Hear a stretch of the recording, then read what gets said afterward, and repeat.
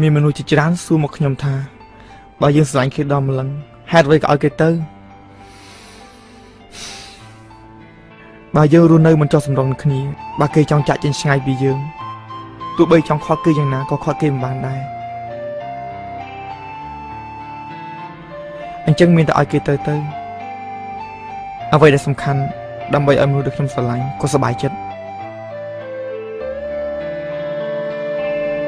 ខ្ញុំមានតែការឈឺចាប់ប៉ុណ្ណោះលុយពួកយើងអាចរកបានតាមក្រៅចាំទីពីអូនធ្លាប់និយាយអូនថាសំខាន់មានចិត្តភក្តីទើបអាចស្រឡាញ់គ្នាបានយូរ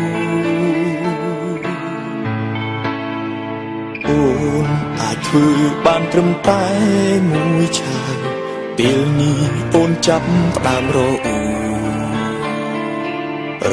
រឿងឆ្លុំប្រកែកឥតអាសូរពេលចង់បានវ័យមិនបានដូចចិត្តចង់ទៅក៏ទៅបើអូនចង់ទៅក៏ទៅបើសិនបើបងអូនមានក្តីសុខ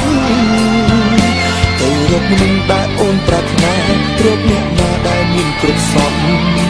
អាចបងពេញចិត្តស្រីចង់ទៅក៏ទៅបើអូនចង់ទៅក៏ទៅមិនត្រូវការឲ្យអូនអានទេថ្លៃធ្វើតាមបេះដូងខ្លួនឯងចុងបងមិនខត់ខាំងទេណាស្រីសំខាន់ឲ្យតែអូនសប្បាយចិត្តអូនសុខចិត្តឈឺចាប់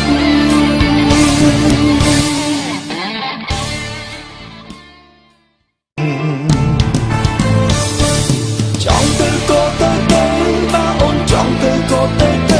បើសិនបើបងអូនមានក្តីសុខទៅរកមនុស្សដែលអូនប្រាថ្នារកអ្នកណាដែលមានគ្រប់សពអាចបងពេញចិត្តស្រីចង់ទៅក៏ទៅបើអូនចង់ទៅក៏ទៅមិនត្រូវការឲ្យអូនអានទេថ្លៃធ្វើតាមបេះដូងខ្លួនឯងចុងបងមិនខត់ខាំងទេណាស្រីសំខាន់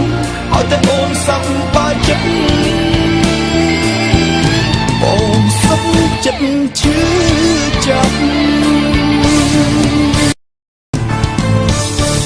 ចង់ទៅក៏ទៅបើអូនចង់ទៅក៏ទៅបើសិនបើបងអូនមានក្តីសុខទៅរកមនុស្សដែលអូនប្រាថ្នារកអ្នកណាដែលមានគ្រប់សពអាចបងពេញចិត្តស្រីចង់ទៅក៏ទៅបើអូនចង់ទៅក៏ទៅមិនត្រូវការឲ្យអូនអានទេថ្លៃធ្វើតាមបេះដូងខ្លួនឯងចុងបងមិនខត់ខាំងទេណាស្រីសំខាន់ឲ្យតែអូនសប្បាយចិត្តអូនសុខចិត្តឈឺចាប់